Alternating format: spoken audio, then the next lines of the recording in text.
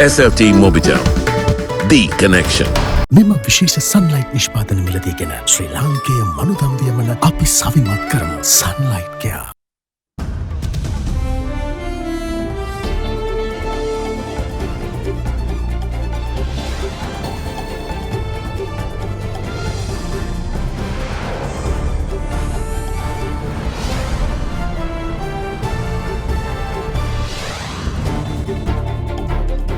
Tonight, in detail, accusations on the government's pandemic efforts dominate parliament sessions as minister outlines COVID fund expenditure.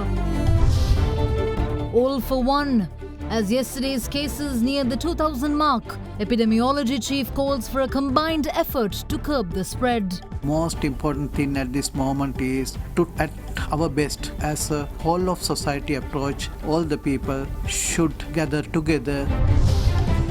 No time to party. As more areas come under isolation today, the police spokesman warns private revelers. And all the owners of hotels or guest houses are requested to not to allow any functions of this nature.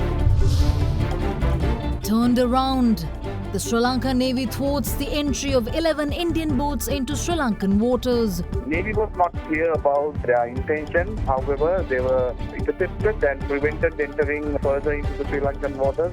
All this and much more coming up on this Wednesday, the 5th of May, 2021. Alcohol අඩංගු hand sanitizer භාවිත කරන්න. ලෙඩ රෝග ඇති කරන විෂ බීජවලට එරෙහිව සටන් කරන්න. හඳුන්වා දීමේ මිල රුපියල් 350යි. From AdaDerana, this is AdaDerana First at 9. Live from Studio 24 in Colombo.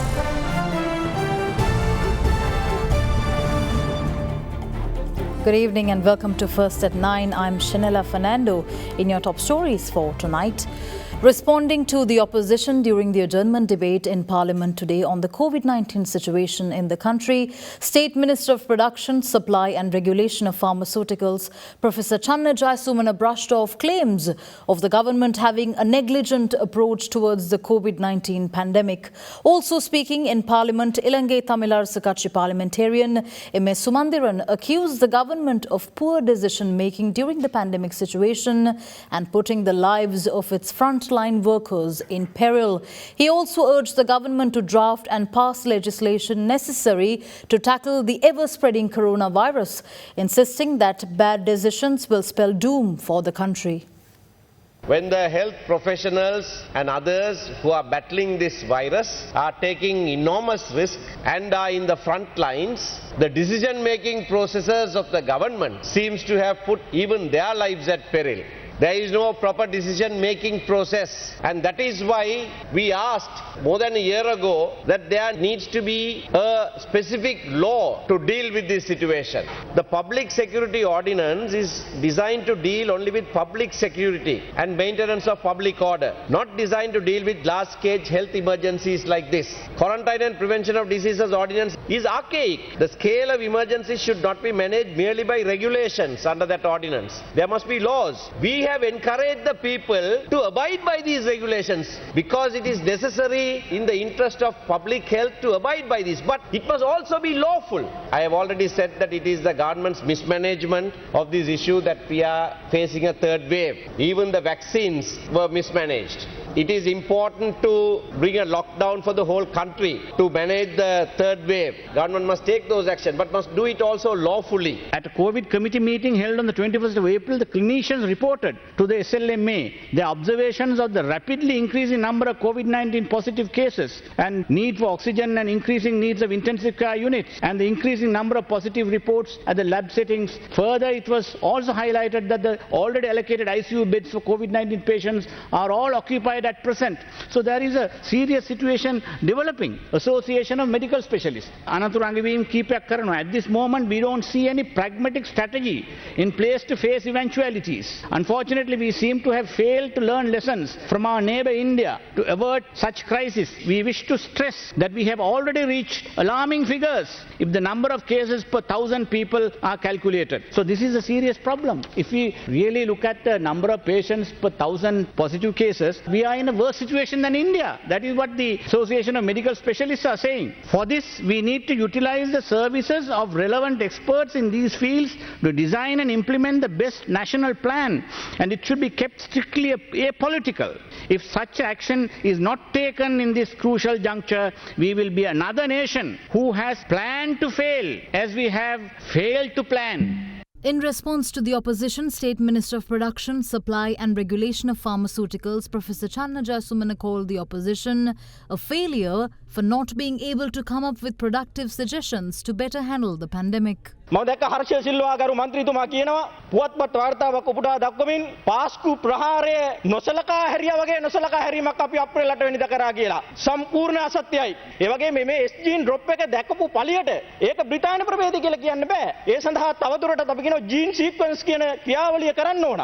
ඒ ක්‍රියාවලිය ප්‍රතිඵල අපිට ලැබුණේ අප්‍රේල් 28 වෙනිදා. තවත් දින 20ක් ඒ සඳහා ගත වුණා. ඒ කාලය තුල තවත් හඳුනා නොගත්ත ස්ථාන කිහිපයකින් මේ වෛරසය පැතිර ගිහිල්ලා තියෙනවා.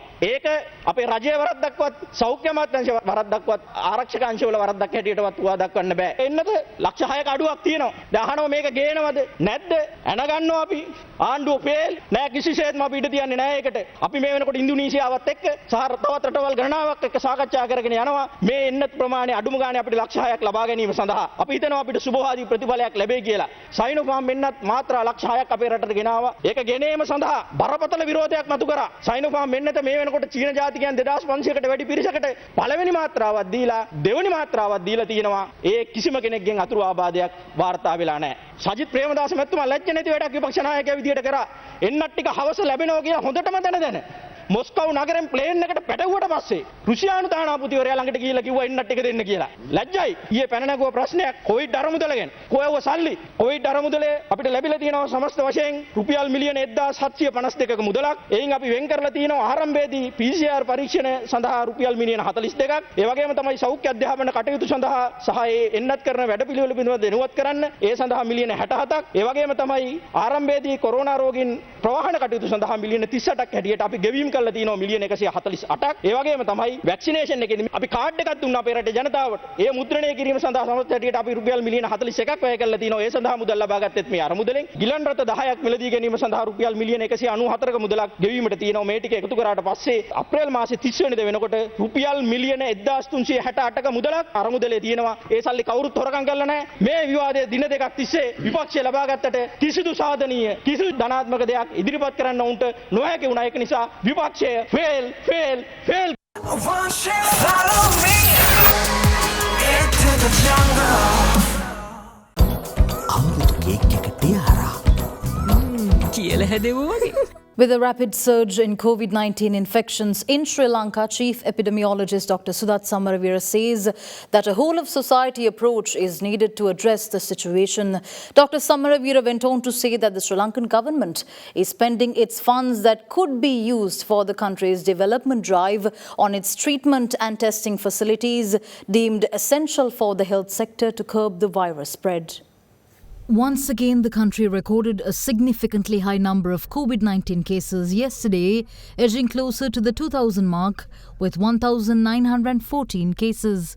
Commenting on the situation, Chief Epidemiologist Dr. Sudat Samaravira urged the public to come together and implement a whole-of-society approach to deal with the current crisis. Over the past several weeks, we are reporting more than 1,500 cases each day. This is an exponential increase when we compare with the past. With that, the facilities that we need to treat these people are increasing, and also to identify these cases, the number of tests that we have to do is increasing. All this money of our economy that we could have been spared for the economic growth and also for the education of our people and for the betterment of our society. Because of that, the most important thing at this moment is to try and at our best as a whole of society approach, all the people in the country, government, non-governmental organizations, civil society, all the people should gather together to address this issue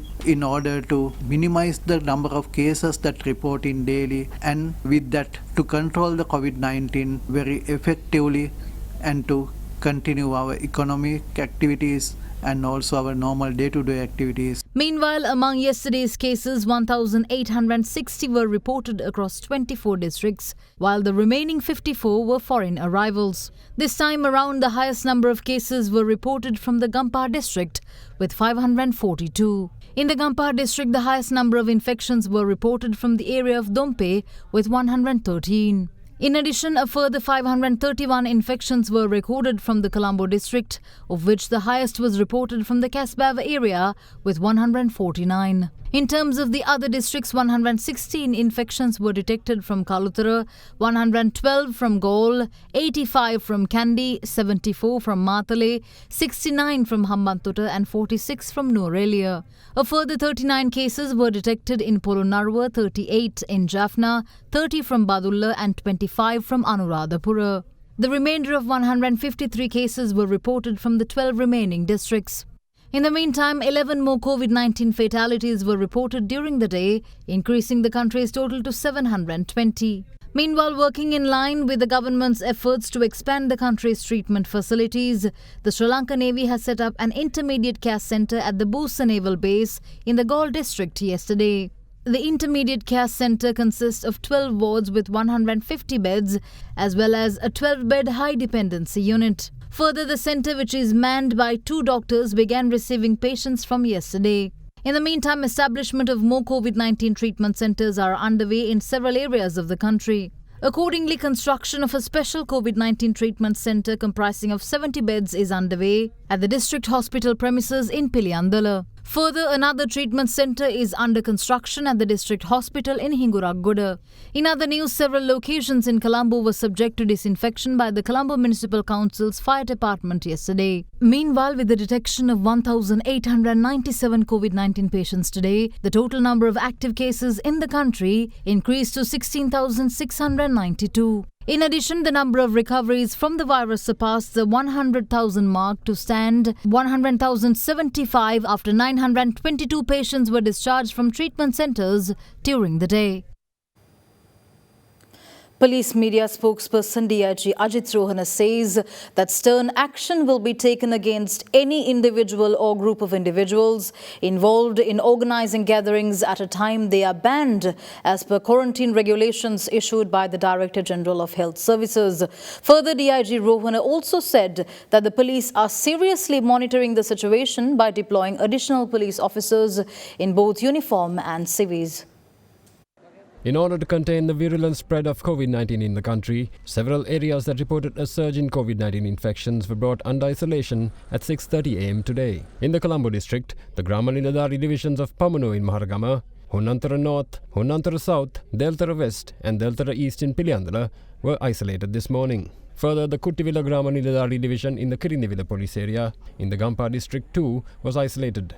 Meanwhile, in the Ratnapura district, the Gramanidadari divisions of Pallegama, Udugama and Newtown in the Ambilipitia police area were isolated today as well. Further, the Gramanidadari divisions of Valalgoda, Sudugala and Panamura in the Panamura police area and the Ratgama Gramanidadari division in the Vevalvatta police area were also isolated today. In the meantime, the Kurukkal Puttukulam Gramanidadari division in the Vavaniya district was also isolated due to a surge in COVID-19 infections. Meanwhile, last Sunday, the entire Piliyandala police area was isolated to curb the rapid spread of the virus in the area. However, by evening the same day, the isolation was lifted, but 8 Gramanidadari divisions in the area were placed in isolation on Monday at 5 am. On the removal of the isolation in the area, health authorities accused Minister of Transport Gamini Lokuge, who is the political representative in the area, for the lifting of isolation. Further, the medical health officer of the Casbeva area has also claimed that she was not informed of the decision. In order to look into the matter, Director General of Health Services Dr. Asela Gunawardana appointed a 4-member committee chaired by Deputy Director General of Public Health Services Dr. S.M. Arnold.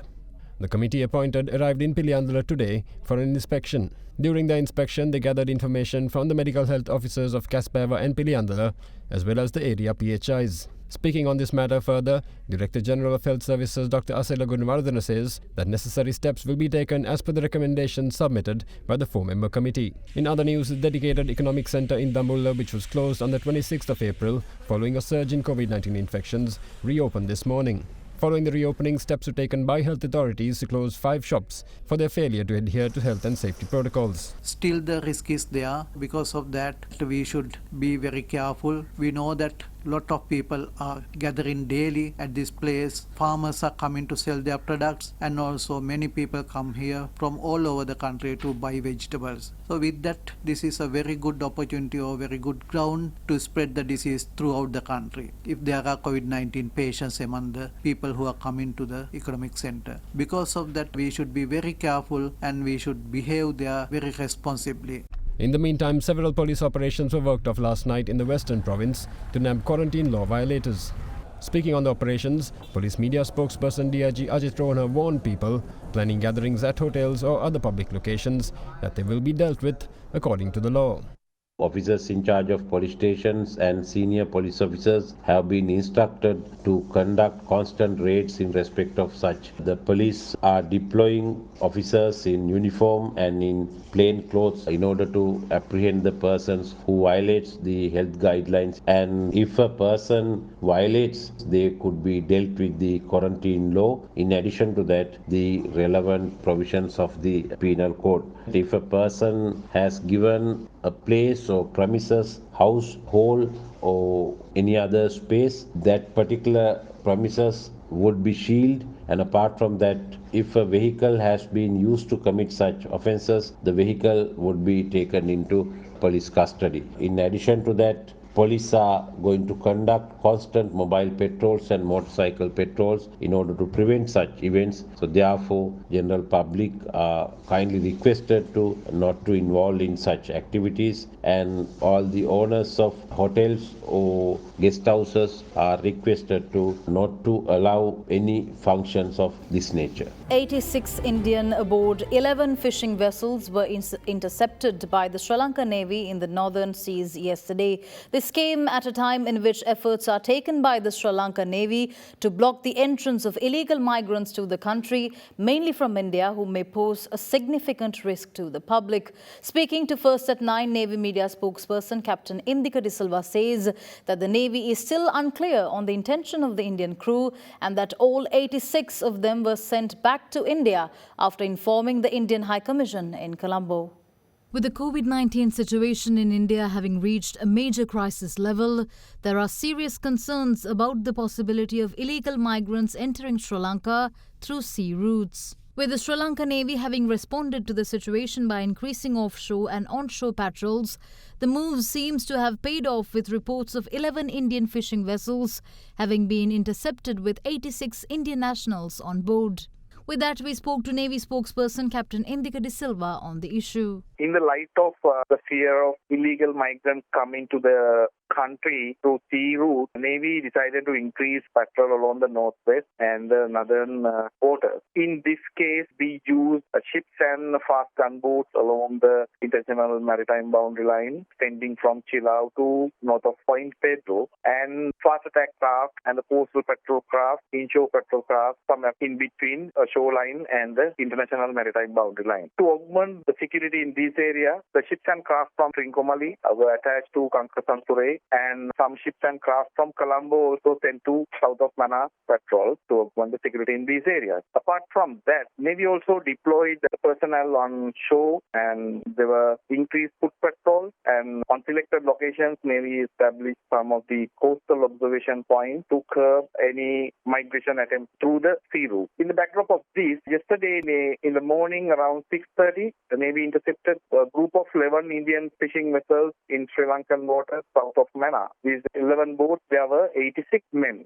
Navy was not clear about their intention. However, they were intercepted and prevented entering further into the Sri Lankan waters, and after informing the Indian High Commission, they were sent back to the Indian side. There were no proof to say they were engaged in some sort of smuggling. There may be some ulterior motives with them. With the Attorney General having stated that there is no legal impediment to MP Rishad Badiuddin attending Parliament, the opposition took up the issue in the House today, calling on the Speaker to permit the MP to return for sessions. However, Minister of Public Security Rear Admiral Dr. Sarath Weerasekara requested the Speaker to not allow any parliamentarian detained under the Prevention of Terrorism Act to enter Parliament. However, ITAK MP MS Sumandran called such a request unprecedented and urged the Speaker to defend the rights of MPs.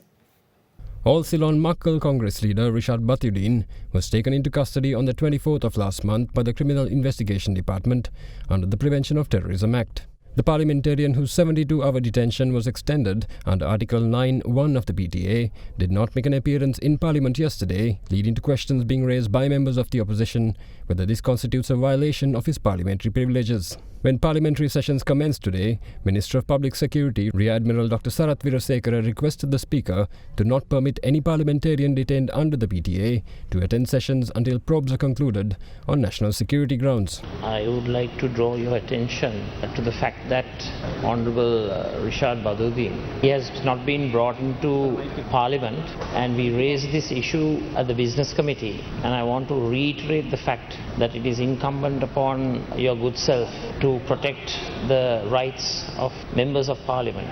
So let me once again request you to use your good officers to protect Honourable Rishad Badiuddin's rights as a parliamentarian. විපක්ෂ නායකතුමා කිව්වා රිෂාඩ් බද්දීන් මන්ත්‍රීවරයාව පාර්ලිමේන්තුවට ගේන්න කියලා. ඒ සම්බන්ධයෙන් මම ඔබතුමාගෙන් ඊටාම කාරණක ඉල්ලා සිටිනවා. ඒ වගේ ත්‍රස්තවාදය වැළැක්වීමේ පනත යටතේ රැඳින් නියෝග යටතේ සිටින කිසිම මන්ත්‍රීවරයෙක් පාර්ලිමේන්තුවට කැඳවන්න එපා කියලා ඒ විමර්ශන කටයුතු ඉවරනකම්. මොකද විමර්ශන කටයුතු කියන්නේ ජාතික ආරක්ෂාව පිළිබඳ විමර්ශන කටයුතු. එතකොට ඒ සම්බන්ධයෙන් තොරතුරු පාර්ලිමේන්තු වරප්‍රසාද යටතේ පාර්ලිමේන්තුව ඇවිල්ලා ඒක එළිදරව් කළොත් එතෙන්දී ඉදිරියේදී අත්අඩංගුවට ගන්න ඉන්න අයට සමහරට රටින් පැන For the first time ever, an honourable minister has stated to this House that someone who is detained by an administrative detention order cannot be brought to Parliament. This has never happened in the history of this House. Before a person is at least judicially pronounced to be a convict, he has never lost his seat in Parliament. If what the honourable minister says is the rule, then for 3 months somebody can be administratively detained on suspicion and lose his parliamentary seat. That cannot be the rule. Honourable Prime Minister and His Excellency the President, I think, are nodding in agreement with me. I wish that they speak up and clarify it. Newly appointed State Minister of Community Police Services Dilum Amunugama outlined plans to set up a mechanism to deal with minor conflict resolution at the Grama Niladari levels today. The State Minister outlined the plans when he assumed duties today. State Minister of Vehicle Regulation, Bus Transport Services, Train Compartments and Motorcar Industry Dilum Amunugama, who was appointed as the State Minister of Community Police Services yesterday, assumed duties today. දැන් තියෙන්නේ police බල ප්‍රදේශ 90 එක පොලිසියක් තමයි තියෙන්නේ සමහරක් උප police ස්ථානත් තියෙනවා. ජනාධිපතිතුමාගේ සංකල්පයක් තියෙනවා මේක ග්‍රාම සේවා වසන් මට්ටමට ගෙනියන්න. ඒ කියන්නේ හැම වසමෙම පොලිසියක් අරින්න නෙමෙයි නමුත් ඉදිරියේදී යම් නිලධාරීන් ප්‍රමාණයක් ඒ ග්‍රාම සේවා වසන් පදනම් කරගෙන අපි බදවා ගන්න බලාපොරොත්තු වෙනවා. ඒ අය ස්ථානගත කෙරෙන්නේ ග්‍රාම සේවා වසම. ග්‍රාමීයව සුළු පැමිණිලි වසම තුල නිලධාරියාට විසඳන්න පුළුවන් ප්‍රශ්න ප්‍රජාවත් සමග සාකච්ඡා කරලා විසඳන්න. වැටකට ගහගත්තාම ඒක උසාවි යන්න ඕනේ නැහැ. ඒ නිලධාරීන් දෙන්නට ගිහිල්ලා මේකේ සාධාරණ තත්ත්වය බලලා ඒක විසඳීමේ හැකියාව තියෙනවා.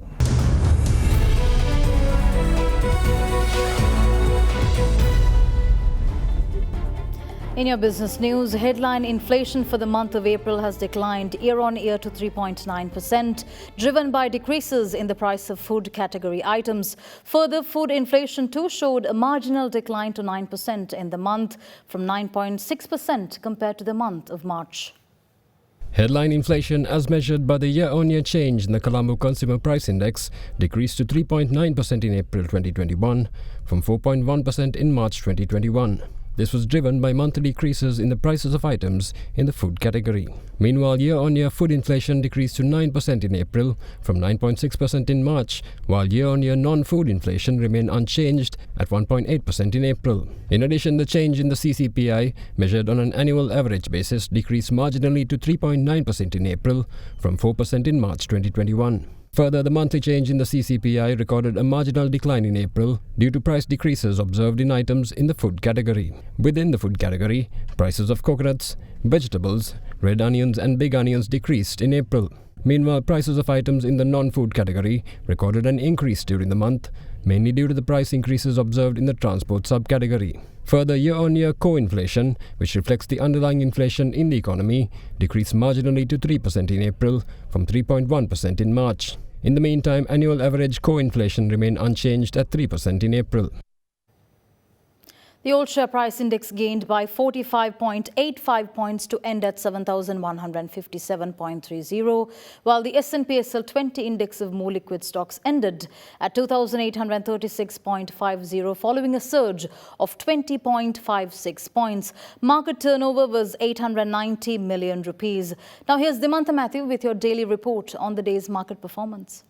The seesaw in the index seems to be continuing on a continuous basis, where we saw after yesterday's negative outlook. Today we are seeing the market rising by around 34 points during the day to reach about 7,145 points. Overall, index seems to be moving in a volatile mode, and this is dependent on the investor sentiment during that day. Now today, despite the upward trend, we are seeing less turnover levels in the market, only about 890 million of turnover, and the number of transactions are also low, around 10,000 transactions during the day.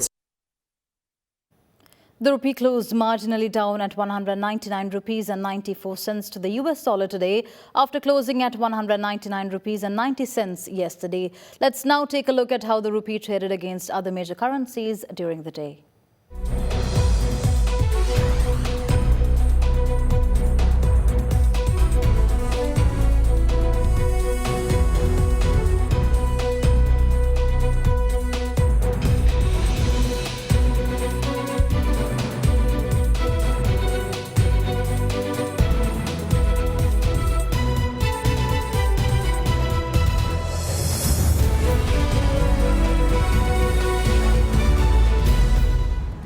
With that, we wrap up tonight's edition of First at 9. Thank you for joining. I'm Shanella Fernando. Have a good night.